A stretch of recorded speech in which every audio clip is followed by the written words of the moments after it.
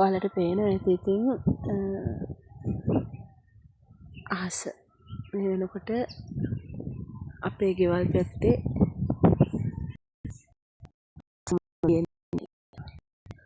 පහුගිය දවස්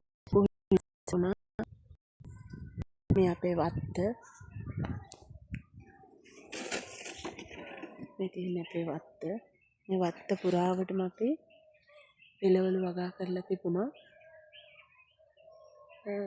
මේ තියෙන පොල් ගස් වත්තේ වැඩිපුර තියෙන පොල් ගස් අර අතන පේනවා. ඒක තමයි අපේ මහගෙදර. අපේ හිටපු මහගෙදර. දැන් ඒකේ අපේ මාමා ඉන්නේ. අර පේන්නේ අපේ ගෙදර. ඉතින් පහුගිය දවස් ටිකේ අපේ මේ වත්තේ හැමතැනම වගේ වතුර පිරුණා. ඔයාලට පේනවා ඇති මේ වත්තේ මේ වගාවල් වල තැන් වල වතුර පිරිච්ච තැන් වල වගාව කුණු වෙලා තියෙනවා. ඒත් එක්කම දැන් ඊයේ ඉඳලා ආයෙත් වහිනවා. ලස්සන්ට ඇත්තටම වත්ත හදාගෙන තිබුණා.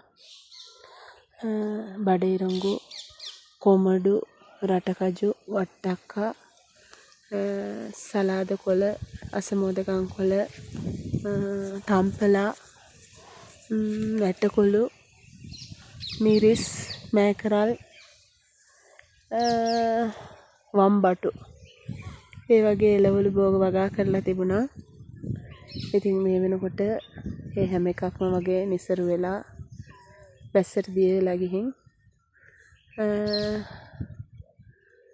කොහොම වුණත් ඉතින් ගොවිතැන් කරද්දී ලාභ පාඩු හැමදේම විඳ දරා ගන්න අපි පුරුදු වෙන්න ඕනේ. මේ තියෙන්නේ පිපිඤ්ඤා වගාවක්. මේ පිපිඤ්ඤා පේන මේටි වලට මේ පිපිඤ්ඤා වල පොඩි ගැට තියෙනවා. මේ තැන් වල ගෙඩි ඇවිල්ලා ඒ ගෙඩි හැදෙන්න විදිහක් නැතුව වැස්ස වැඩිකමට ඉස්සර වෙලා තියෙනවා. මම පෙන්නන්නම් ඔයාලට අපේ වගාව. මේ තියෙන රටකජු වගාවක්. ඒ රටකජු ගස් ගොඩක් වැස්සෙන් විනාශ වුණා. ඉතින් මේ තියෙන්නේ අලියා අපේ වත්තට හානි කරලා තියෙන විදිහ. අපි විදුලි වැටක් දාලා තියෙනවා. හැබැයි විදුලි වැට දැම්මට මොකද ඒ වැට කඩනවා සැරෙන් සැරේ අලියා ඇවිත්. වැට අවස්සනකොට දැම්මට එයා ඒක කඩනවා. ලොකුම ලොකු ගස් ගෙනල්ලා වැට උඩට අතෑරලා වැට කඩනවා. ඉතින් එතනදී වගාවට ලොකු හානියක් වෙනවා. වලින්ගේ වගේම මේ තියෙන්නේ වැස්සට හානි වෙච්චි බිම. මේ ප්‍රදේශයේම වතුර යට වෙලා තිබුණේ. ඉතින් මේ තියෙන්නේ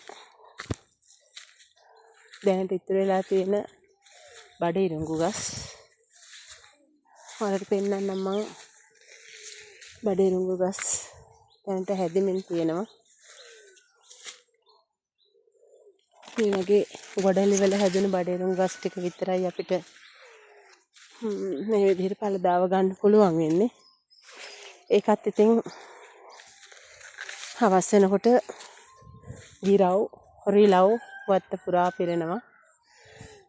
එයාලගේ කරදරෙත් එක්ක ඉතින් ඉවරක බලා ගන්න සිද්ධ වෙනවා. මම තමයි ගොඩක් වෙලාවට ගිරව් පන්නන්නේ. මහත්තයාගෙනුත් මේ වගාවට පුදුමාකාර සහායක් ලැබෙනවා. ඇත්ත වශයෙන්ම මේක ඉතින් හැබැයි අයිතිකරු වෙන්නේ අපේ මහත්තයා. එයා තමයි මේ වගාව පටන් ගත්තේ. මේ අපි හිටවපු පොල් පැල වැස්සට කලින් පොල් පැල හොඳට පීදිලා තිබුණත් දැන් පොඩි පොල් පැල හරිම නිසරු ස්වභාවයක් අරන් තියෙනවා. වැස්ස වැඩි නිසා වෙන්නේ නැති. මේ තියෙන්නේ පේර වගාව. පේර පැල අපි 50ක් විතර පේර පැල හැදුවා. නමුත් ඇත්තටම පේර ගස් ගොඩක් කුණු වුණා පැල වැස්ස වැඩිකමට. ඉතින් ආපහු ඒ පැත්ත දිහා බලන්නවත් හිතෙන්නේ. මොකද මේ වගේ නාවේ අපි සල්ලි වලට තියෙන පේර පැල. ඒ වගේම මම ඔයාලට පෙන්නන්නම්. මේ තියෙන්නේ හාතාවාරිය කියන ඖෂධය. ඔයාලා දන්නවා කැඳ හදන්න මේ හාතාවාරිය බොහොම බහුල වශයෙන් යොදා ගන්නවා. බොහොම හොඳ ඖෂධයක් ශරීරයට. මේ කියන්නේ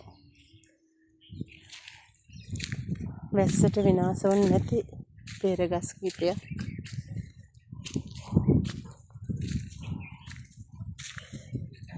මේ කුණාටුවත් එක්ක කඩා වැටිච්ච ගස්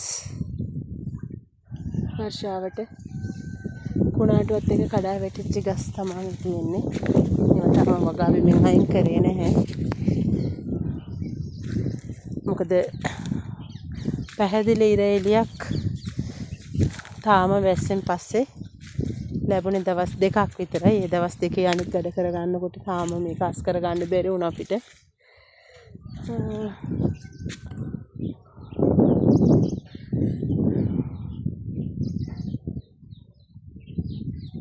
මේ තමයි අපේ විදුලි වැට. කියන්නේ විදුලි වැට. හලින්ගේ පැමිණීම වළක්වන්න තමයි මේ විදුලි වැට සවි කරන්නේ. නමුත් එයාලා ඒකෙනුත් පැනලා එනවා.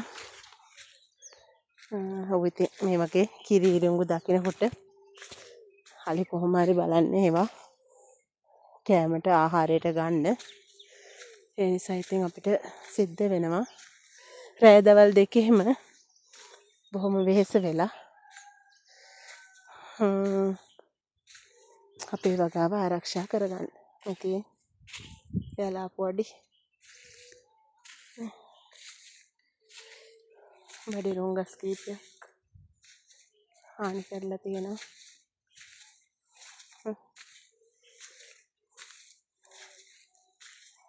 ඉතින්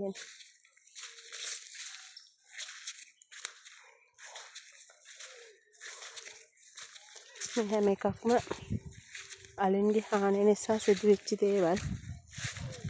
මම අර කලිනුත් කිව්වා වගේ ගොවිතැන් කරනවා නම් අපි සූදානම් වෙන්න ඕනේ.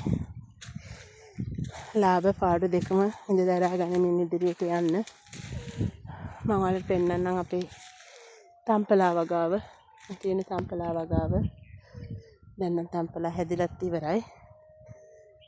මේ තියෙන්නේ අසමෝදගම්.